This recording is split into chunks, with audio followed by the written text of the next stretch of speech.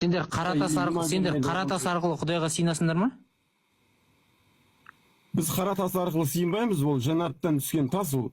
Қағба арқылы сыйынбайсыңдар ма Құдайға? Жоқ, қағба арқылы сыйынбаймыз. Неменеге барасыңдар оған онда?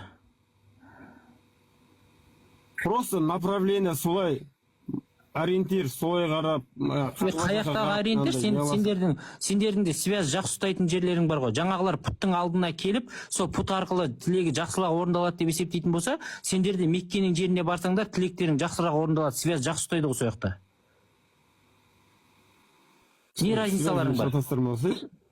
Иманмен связь шатастырмасы. Қарашы, сендерде Мекке мен Қазақстандағы дұғаның қабыл болу ықтималдығы бірдей ма? Связінде ғасы бар burada. Дұрыс қой, енді Қағбаның жанына барсаң, бес галочка ұстайды жаңағы жерде. Сол жерде тұрасың да дұға жасайсың, Қазақстандағыларға айтасың, Каспийге ақша салып жерінде сендердің аттарынан дұға жасаймын деп. Өткенде қызық сұрап анау. 1000 теңге салып жібересің, дұғаңды жазып жібересің, связь жақсы ұстайтын жерде 5 палочкамен саған ар жаққа связьға шығып береді. Рахат. Енді ол жерге барып көрмеген ғой, мен ол жерге барған, қажылыққа барған кісілермен сөйлесем, ол жақта кәдімгідей қалай жаңағы Меккенің несіне, Қағбаның территориясына кіресің, кәдімгідей бөлек әлем. Сол бөлек әлем сол связь жақсы ұстағаннан болып тұр. Қалықтап ұшқандай жеңіл бір. Не, сол связь жақсы 5G болғасын сондай болды. Ол жерге барып көрмегенсің да, сен қазір айта бересің. Баруға желание да жоқ. Связь ана мынау деген сол кезде айтпайсың. Енді рас сен растап тұрсың ғой менің сөзімді.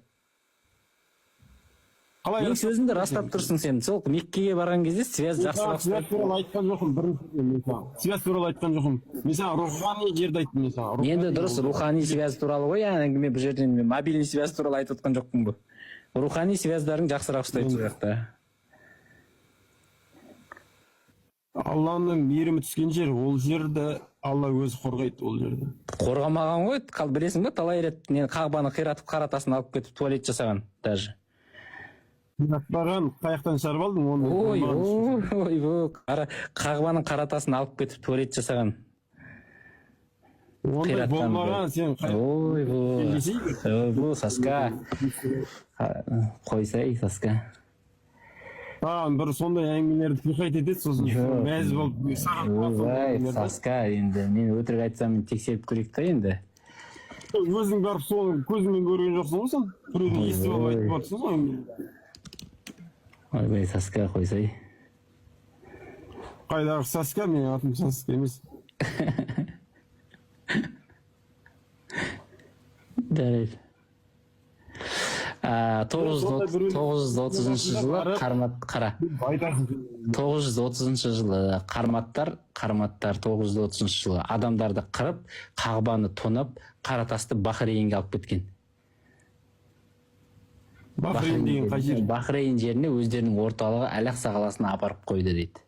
22 жыл бойы сол Меккеден алып кеткен қара тасты, солар, қарматтар. Аббас халифаты ақша төліп, саяси келіссөздер жүгіріп, сөйтсе қара тасты қиратып тастаған олар.